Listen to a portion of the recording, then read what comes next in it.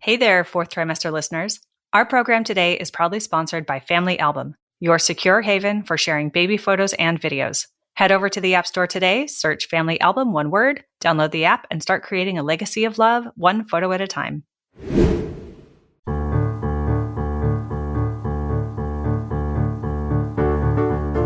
Hi, I'm Sarah Trott, and welcome to the Fourth Trimester Podcast. I'm a new mama, and this podcast is all about postpartum care for the first few months following birth, the time period also known as the fourth trimester. My postpartum doula, Esther Gallagher, is my co-host.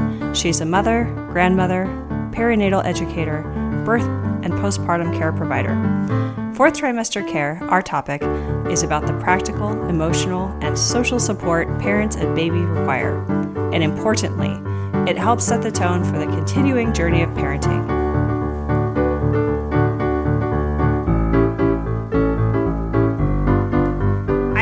This is Sarah Trott here with Esther Gallagher, my co-host on the Fourth Trimester Podcast, and we have a special guest today, Maureen Fura. I want to remind everyone that you can go to our website, which is fourthtrimesterpodcast.com, sign up for our newsletter, sponsor us, look at recipes, look at our resources page. There's a ton of good stuff there, so please check it out if you haven't already. And I just wanted to introduce Maureen briefly. She is the writer and director of a film called The Dark Side of the Full Moon. And it's got a great Facebook page and website. You can check those out as well. But really, most importantly, check out the film.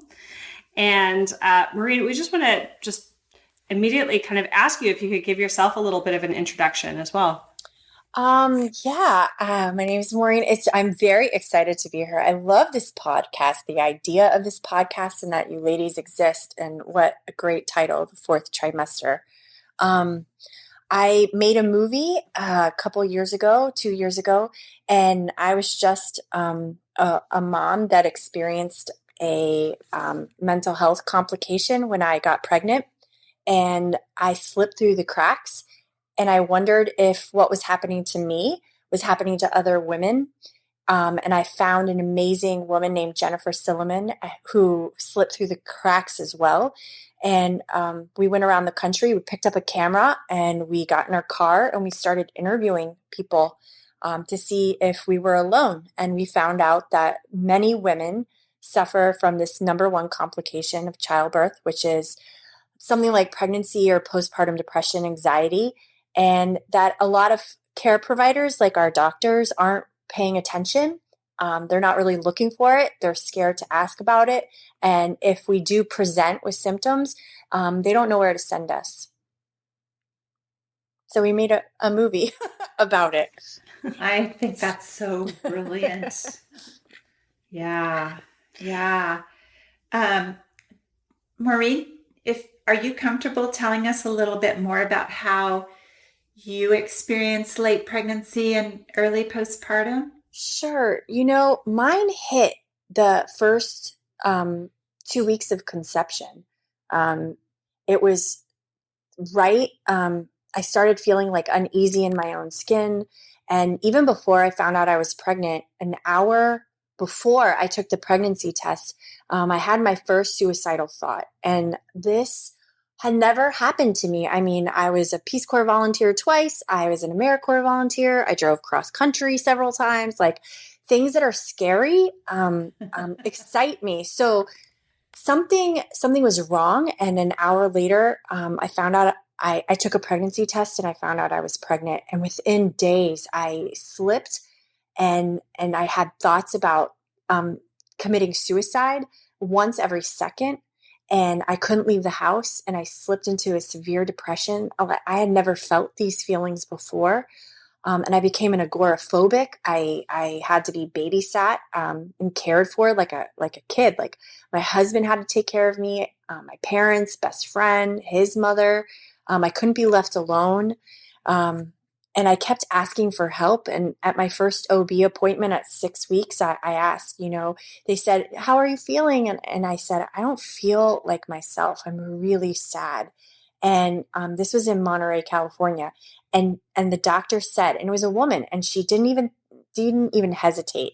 She was like, "You should be happy. You're having a baby." Right. And I was just like, I'm waving flags, and I knew, I don't know if I would have been so open if I had my son, and he was a baby. Like, I think I would have been scared that they would have taken him. Mm-hmm. But because I was pregnant, I told everybody. And I went to 29 care providers before somebody finally was able to help me. So it was like 6 months of just falling to pieces. And I honestly didn't think I was going to make it to the end of the pregnancy. And if I was, I planned on taking my life after he was born, which is a very common, the thought that goes through your mind is he'll be better without me. Like, he can do so much better. It's like a common record that women say when they have postpartum depression. Yeah. And pregnancy depression. Mm-hmm. Yeah, we've heard that from other guests who have been through similar experiences. In fact, Lisa Abramson, whose podcast we're also going to post during the same Mental Health Awareness Week, had very similar thoughts. Yeah. Yeah. It's having amazing. gone through full psychosis, in fact. So 29 different care providers while you were still pregnant? Yes. And that is like social workers, different counseling centers, OBs, psychiatrists.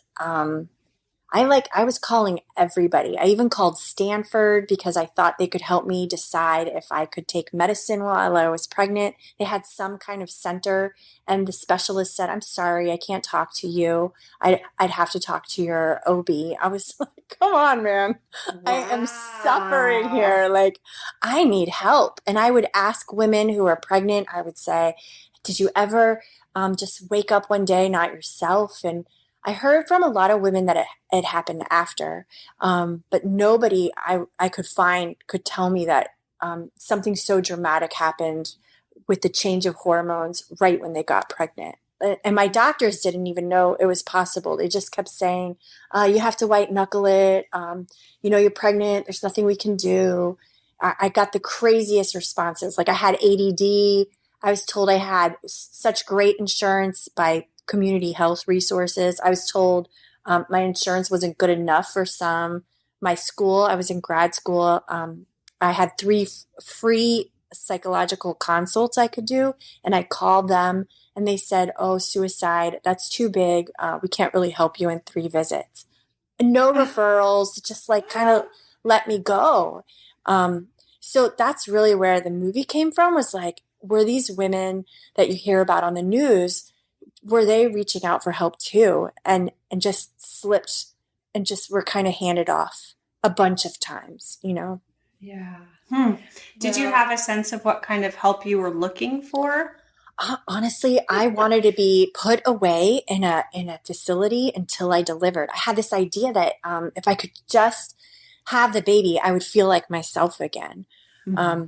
I didn't know, it was very hard for me to decide to take medicine. But honestly, that was like the turning point and turning down the OCD thoughts.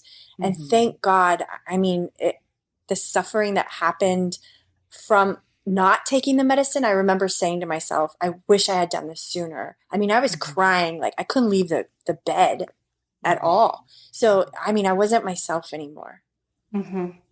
Well, congratulations for reaching out and asking for help. Thank you. Yeah. I think that's courageous. Yeah. It takes a lot of energy when you're feeling like the bed is trying to eat you, Totally. Yeah. I think I was just so frightened of I was always that positive person, or I always had like that inner voice that would be like, it's going to be okay. And for the first time it was gone. And that was just so frightening to think, to have your thoughts tell you it's never going to get better. Like I didn't even know who I was anymore. So I'm so thankful that I had such good people around me that were holding me together. Yeah. Well, not only reaching out for help, but continuing to ask for help. Yeah. I think that was one of the ways that I healed myself. I felt very guilty about wanting to kill myself. And I think I was like, Maureen, you wanted to live. You kept asking for help. You did. You really did want to live. You did. Yeah. Yeah. Are there any other I mean, it's dramatic enough. We don't, there doesn't have to be more, but Yeah. I'm just curious if there were other sort of collateral things that you noticed, like being angry at somebody or everybody a lot, or just any other sorts of manifestations that you felt went along with this that really were maybe smaller, but certainly elemental clues to what you were, the fact that you were having a mental health crisis. I think the big ones were the extreme anxiety, the crying all the time. I couldn't eat. I dropped weight so fast. I was scared to leave the house. My thoughts kept saying things. It was the what if thoughts. Those are the classic OCD thoughts. What if I'm driving the car and I go off the cliff? So then you stop driving. And then what if I drop the bleach in the food when I'm cooking? Okay, then I stop cooking forever. What if I fall asleep and wake up and do something terrible? So then you stop sleeping. So it was like those kinds of things, and they just wouldn't stop. Mm-hmm. But I didn't have anger. I didn't have the rage that some women talk about. That one didn't hit me. Yeah. That is, however, a good thing to make note of. That you can have it, yes. For some of us, just being, angry at everything and nothing all the time. Yes, that can be a giveaway to that rage, a depressive take. Yeah. Or not feeling like yourself, or that anxiety. Some women just obsessing about like how many bottles did my baby have? Oh, my baby's not eating. Oh, my baby, like those kinds of things, and you can't sleep. That's a dead ringer for some kind of mood disorder. Yeah. Yeah. Not sleeping is a big one. Oh gosh. Yeah. Yeah. Yeah. And I also want to say, I just think that you and your friend's name is Jennifer? Yes. Yeah. The co-producer. Yeah. I just think it's so lovely and brilliant of you to just say, we're grabbing a camera, we're getting in the car. Can you talk about that? And sort of like how did you get to where you were when you decided to do that? And then we'll talk about the actual adventure. It was a destiny kind of moment. I went to her home to film her daughter who has autism, and it was for a company that does ABA therapy. So I'm interviewing her, and she's so good on camera. And I was like, you are so good at this. And she's like, oh, thanks. I run a group for postpartum depression. And I was like, what? And then I was like, do you want to make a movie? Yeah. And she's like, uh-huh. And the one thing about Jennifer, she's a rocket booster. Like, you attach her to anything, and like, you have the Facebook page, the GoFundMe account. You like, it's all set up within like 3 days. Sounds like someone I know who's sitting right next to me to my left. And next thing we know, like, we are making a movie. It's happening. God, I love this story. Sarah, is this not our story? Sarah, your rocket booster. She is. Oh my gosh. She just said, you should do a podcast. And I said, I've always wanted to do a podcast, and she goes, we're going to do a podcast. And I'm like, okay, here we go. And a year and a half later, we've been doing a podcast. That's crazy. And if not for her, man, it would have fallen off the radar in a minute. Yeah. So,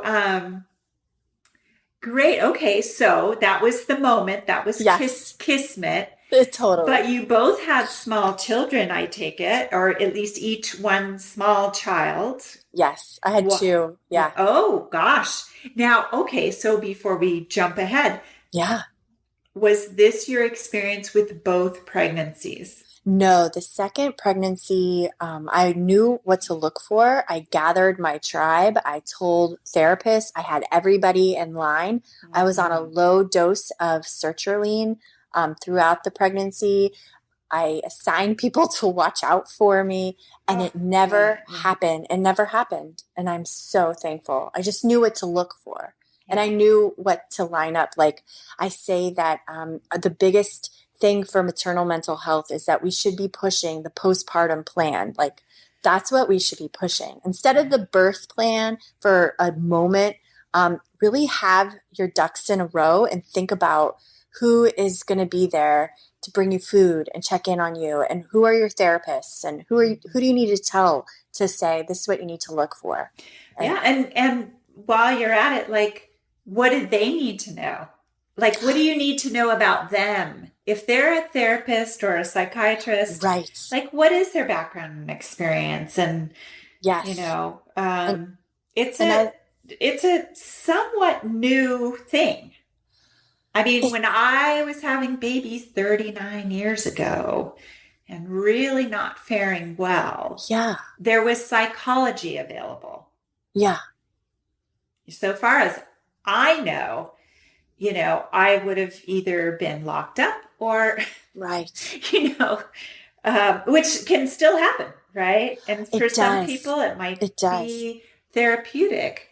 However, wouldn't it be nice to forego that if possible? Of course. Definitely. Yeah. That's what, that's the hard thing is that what we were finding, and we were talking with people who had babies from 39 years ago, and they were like, we've come so far. And we're like, but we're just everyday women, and this happened to us. Yeah. And then we're in the car, and we were finding so many women that it was happening to all over the place. Yeah. So that really, we haven't come very far. No, but we've got a few more drugs, but we don't necessarily know when and where and how to use them, do we? No, and our doctors don't really. I think we still have this idea that motherhood just feels so good, and that the idea that it might not is so scary to think about, that we have blinders on as a culture and our professions. Gosh, well, Sarah knows me. Like, this is the moment where I can launch into a feminist rant. Oh. And I won't, because people already, Do it. I mean, this default mode of that you experienced of, you should be happy.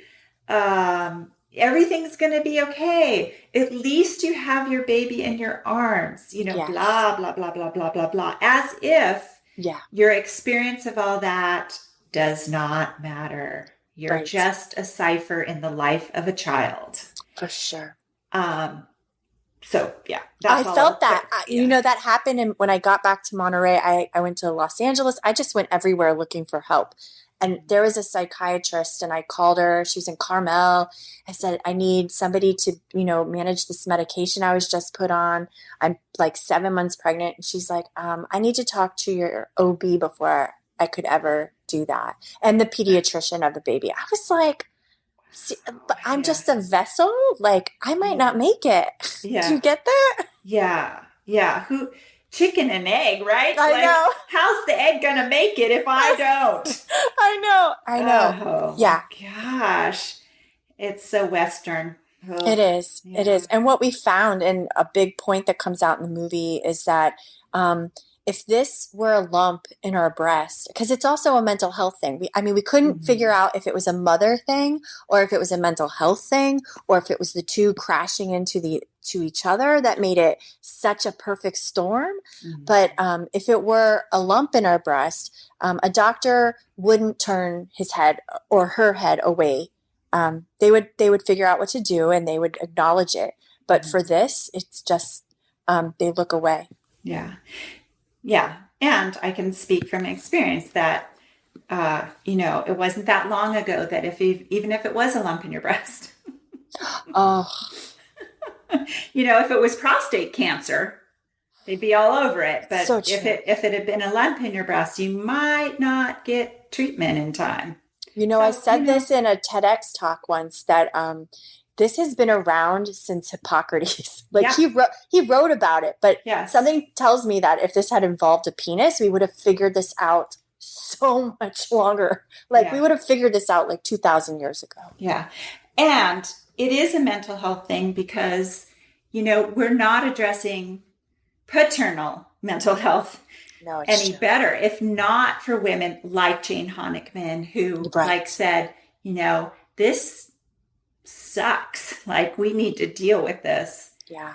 But the way that men's depression often manifests is anger and violence.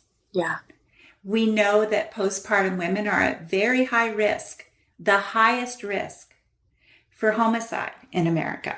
Why is that? It's because their partners, if those partners are male, are having postpartum breakdowns. Oh, I never even thought about that. Sure. I mean, that's how men express depression. Often, not always. I've never linked that, but that's very powerful. Yeah.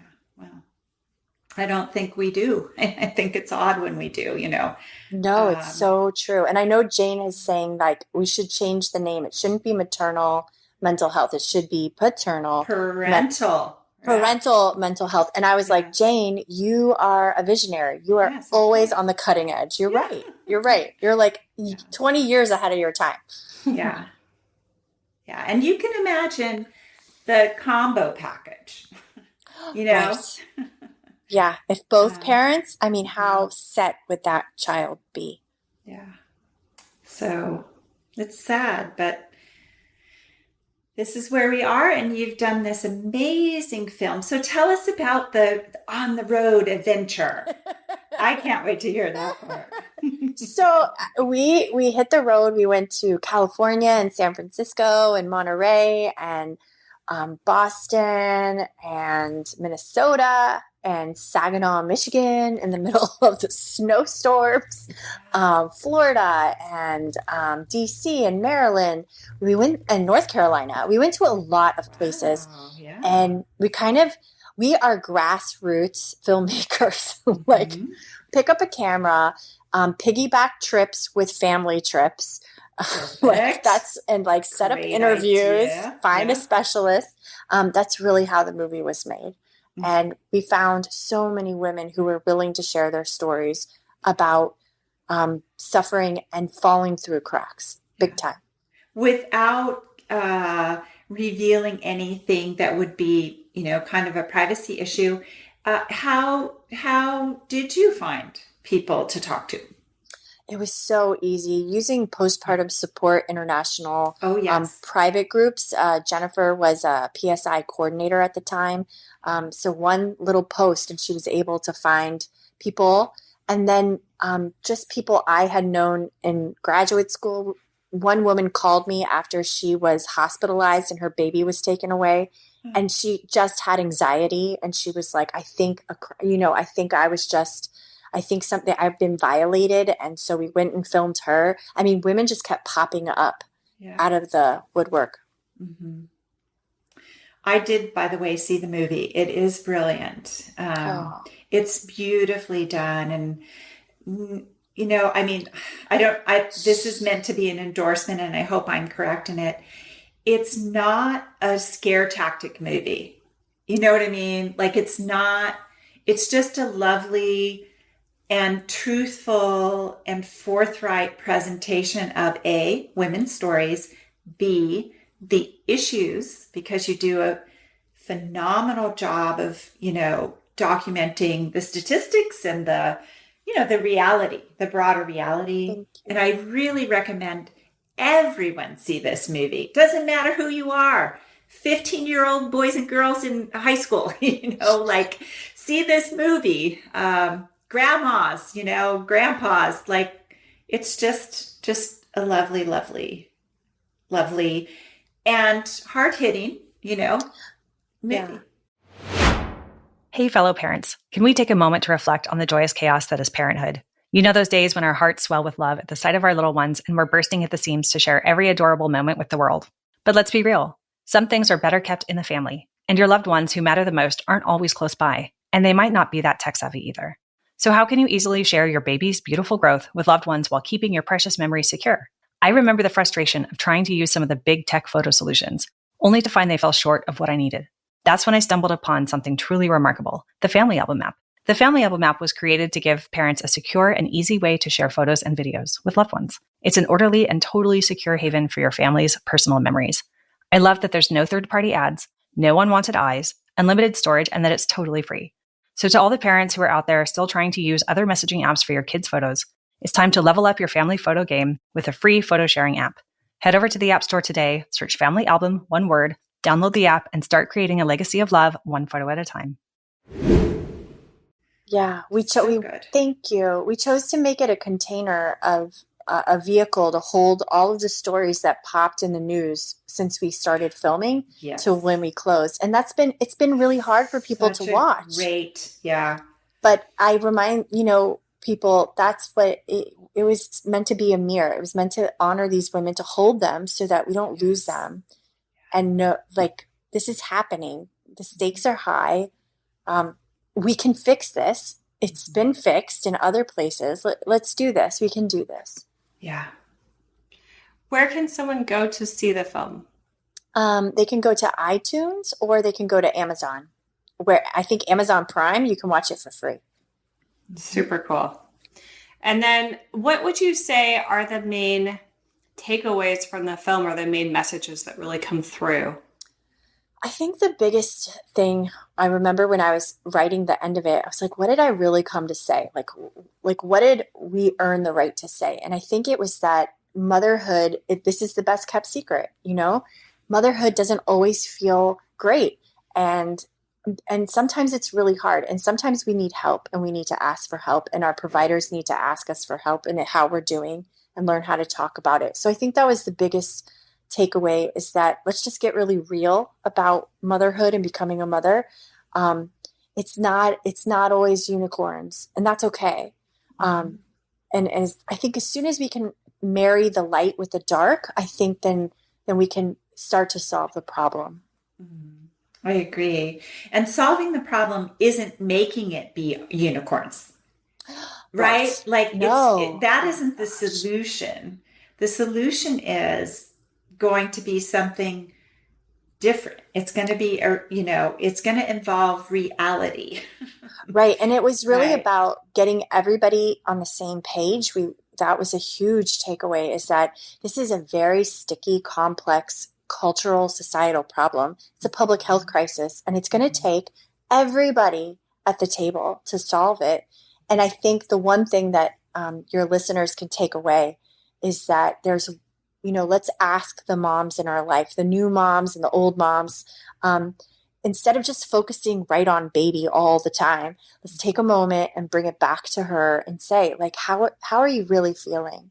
How are you really doing? How are you sleeping? How are you eating? Do you know 1 in 7 women, it might not feel good. And just having those open conversations with women, asking them, how are you doing? Your baby's cute, but how are you? Mm-hmm. Yeah. And how are things with your partner? Oh my gosh.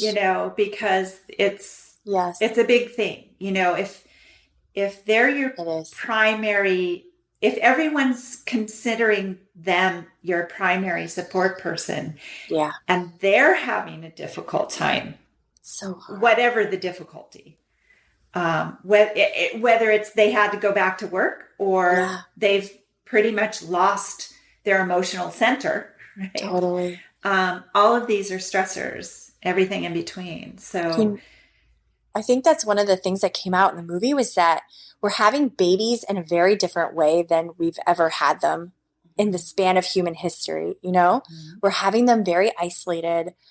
There's this, we want to be independent, but we're having our babies without family members around and tribes and help. And if one of you is suffering, it's going to make it so hard.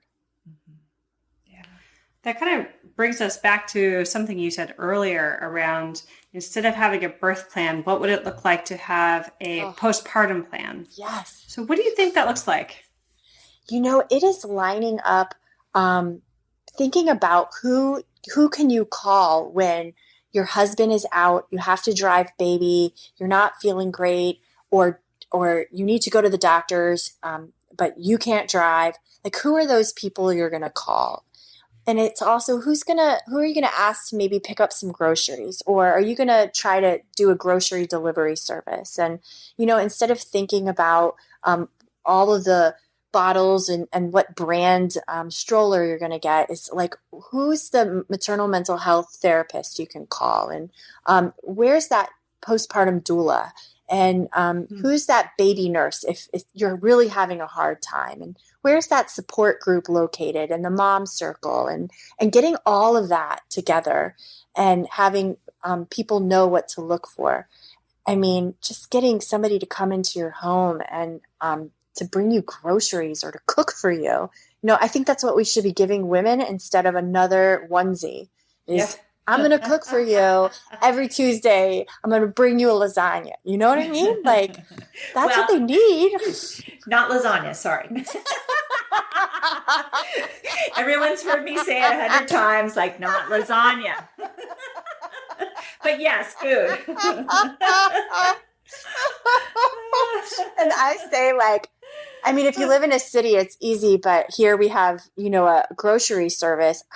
Yeah. Going grocery shopping with your baby is like torture. It's so hard. And driving is scary. And, I would invest in that. And I would really think of different things to invest in to make it really easy. Because other countries have the 40 days that you're not allowed to leave the house, know? So they're obligated to take care of you. Yes. Yeah. Aunties are there. And they do. Yeah. Yes. And I think that's what we need more than all this prep for this one moment that's like less than 12 hours long. Yeah. Well, I'm going to add to that, thinking about your friend circle, and choosing a friend doesn't have to be your closest friend, and maybe shouldn't be, but somebody that you feel close enough to that has managed to develop compassion over empathy. Meaning, they're not going to come to your house, ask you how you are, and when you say, I'm having scary thoughts, is going to go, oh yeah, I know what you mean. It's really scary, right? They're going to say, okay, here's what we're going to do.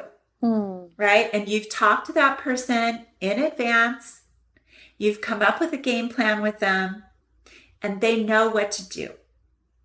Right? They know to call your psychotherapist and your psychiatrist and your OBGYN and say, Esther's having some real challenges, and it's time for us to engage and see what we can do to help her get back on track sooner rather than later. Right? For sure. Because, you're so right. Who has that? But I do think that we probably have a friend here or there that we could cultivate that relationship with. And who knows that they're going to call or visit and check in with you on day 1, day 3, day 5, day 7. Wouldn't that be so nice if we all had like a mom keeper, like somebody who would do that? Yeah. Just be like, okay, how you doing? Mm-hmm. Yeah. Everything's... That's so awesome. Yeah, we've talked about that in the past, right? The mothers who need mothers. Yeah. The moms need a mom. We need somebody to step in and help out. And Esther, what you're saying about having someone check in, I think, a lot of friends aren't necessarily going to feel like it's their place, right, or necessarily have the right information at hand to give that help. So I think what's key about what you're saying is preparing them in advance. Yeah, right. It is key. And even the most well-meaning friends can say the thing that just crushes you. I mean, that was my experience with my second child, was like the one person that I thought I could say my worst thought to, did what you experienced at the doctor's, which was like, oh, it's going to be okay. Oh.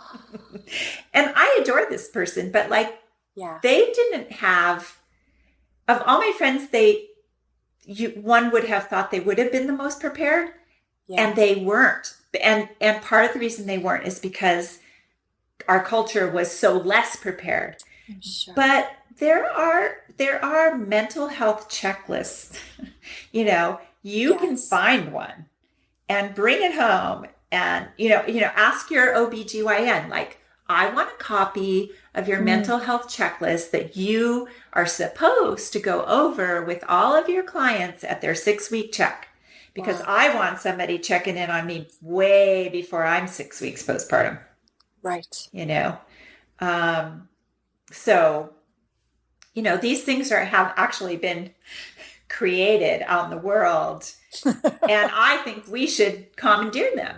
Why don't we post one on our Facebook page and our website as part of this episode? That's a great idea. And I have a great handout from Postpartum Support Virginia on creating a postpartum plan worksheet, and it's phenomenal. Oh, okay. And I can give it to you. I'll give you the link. It's great. I wish I had it. We will share it. Yes. And I will just say to all of that, like, people out in the world, I don't care if you're a man, a woman, a 4-year-old, if you can read, get this thing, memorize it, and ask nice ladies that you see that are pregnant and postpartum how they're doing. For sure. I love that. I love just knowing you can be I love that message. Yeah, that's culture change. Yes. Right? Oh, that's beautiful. Yeah. It gives me chills. Could you imagine a 4-year-old little boy walking up to you and saying, how you doing? I noticed that you're pregnant. Have you been having any scary thoughts? That's awesome. Yeah. That's nice. I think that might be really scary for some people. It might be, but but wouldn't it be great if we lived in a world where we could expect that from a 4-year-old? I mean, what a different world that would be. Well, yeah. Where everybody was concerned in a positive way, right? This is normal. Let's do something about it. Not just. Instead of the, are you going to have a vaginal birth? Are you going to do C-section? Are you going to take drugs? Yeah. Right. How you feeling? How you doing? Yeah. Yeah. Or have the expectation that might be something that someone gets out of a mommy group. Yeah. Right? It's not just about making friends. Yes. Yeah. Which is, of course, a big part of it, is making friends and having those connections and having people to talk to. But to get that kind of support. Yeah. It's not just about buying the onesie for someone. Imagine having the first 20 minutes of your mommy group being spent going over the checklist. And anybody who needs to can raise their hand and say, that's nice. It's hard to admit it, but this is how I'm feeling. And I could really use some non-judgmental support in getting some good help. Does anybody have a referral? That sounds so good. Yeah. I love that. Asking exactly for what you need. That's beautiful. Mm-hmm. Let's get that into every class. Prenatal yoga. Yeah. Yeah. So, Maureen, are you familiar enough with that postpartum list? I know we talked about some of the questions, but is there anything else from that we'd want to highlight to our listeners of things to think about for your postpartum plan? I think the postpartum plan is great. I think educating yourself about how checking in with yourself, how you feel. Gosh, I was looking up apps that could help. There's an app that, and I'll have to try to find it to give to you, but where people can sign up to help you with stuff. Like take another one of your kids to school, or because if you have more than one, that's a huge stressor. Or if husband is working long distance, somebody to come in and just sit with you, or help you, or take you grocery shopping. It's you kind of want to still do your stuff. So I'll find this app, but there's a website. It may still be out there. I'm almost positive it is. It was called Many Helping Hands. So maybe they've created an app out of that website, but it was a good one. And, it wasn't specific to pregnancy. If you were going through cancer treatment or, whatever, right? It was just a good all-purpose. You could say what you need in a paragraph and then, turn it over, and somebody else could be in charge of it for you even. Like they can be the coordinator. That coordinates the friends. But anyway, yeah, that's a great idea. I think that would be great if we can move into that space of, I don't need to buy you, Yeah. another thing. But I can help you. I can order you food to be delivered. I can do that. Yeah. I mean, and actually, I know there's the whole lasagna thing, but a lasagna might be better than nothing. Oh yeah, absolutely. Sarah knows I'm so strong about maternal nutrition that I tend to go, oh, not another lasagna.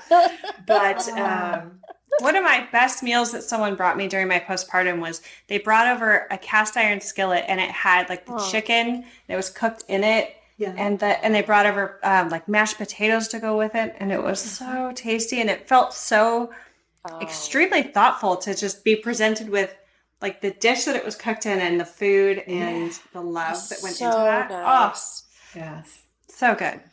Yeah. Oh, that is so nice. That's a good question to ask people. What was your best postpartum meal delivered to you? Oh, yeah. To get people thinking, I didn't receive one, or I should be giving one.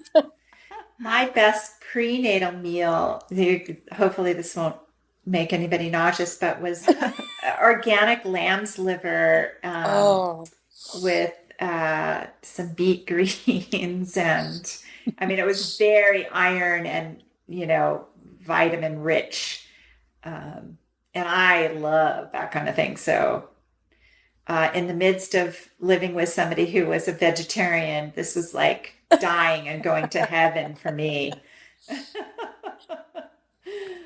So yeah, you can definitely tell you're from San Francisco. Well, at the time I was living where I grew up, which is in a rural Northern California town called Los Molinos. Yeah. Oh. So, I wasn't a city girl at all, and especially not at the time. But yeah, no, I grew up on, animals raised in the backyard and stuff like that. So it sounds really nice. Yeah, totally was. Yeah. I always say that if I was going to be pregnant again, I would have my dad be my postpartum doula. And I just would have him cook for me. And I'd make him hold the baby because he's a little afraid of newborns, which is silly. He had 4 of them. But I'd make him hold the baby. Oh. Yeah. I think that's one thing I would say is invest in, if you're going to invest in something, get a postpartum doula. Because it's very, especially for your first baby, it's very overwhelming. There's a lot of fear. You don't, And when you interview her, ask her, how will you be taking care of me? Right? Yeah. And how will you specifically take care of me? Mm-hmm. Because some doulas really are baby focused. I will say that, and it's not, there's nothing wrong with that. However, we're talking about moms here, and moms need care as well. So yes, that's a great question. And partners, of course. Yes. So,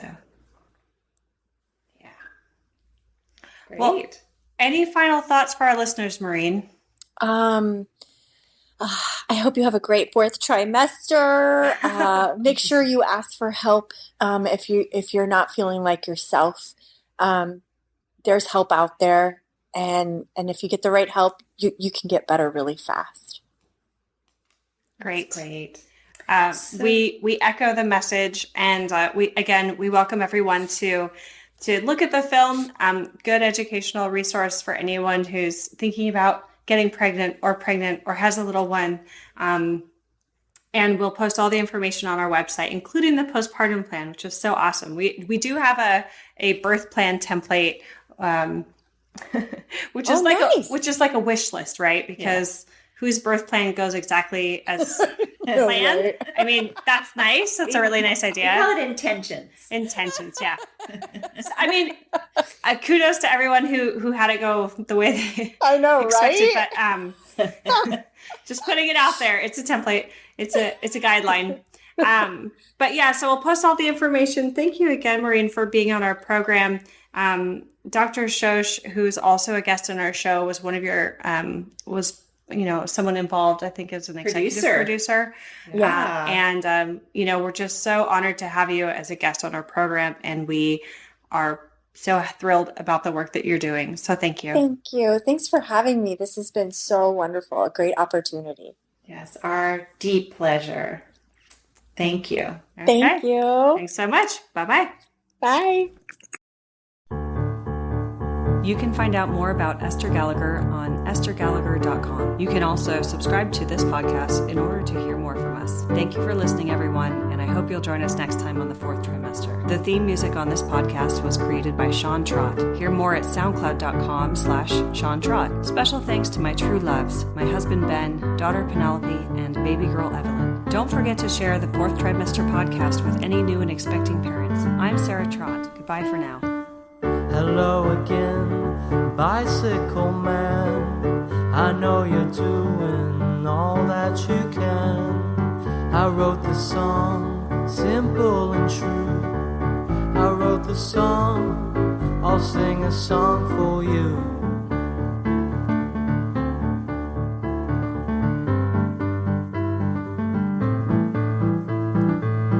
You got your wheels, you got your gears. You ride around town without any fear. You got your pedals, you got your brakes. You always wear your helmet for safety's sake.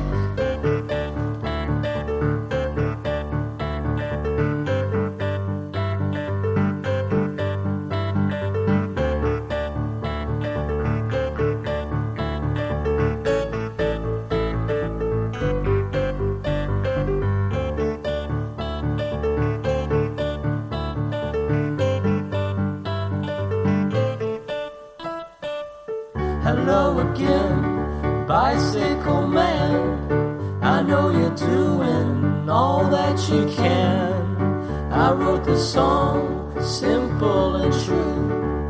I wrote the song, I sing a song for you.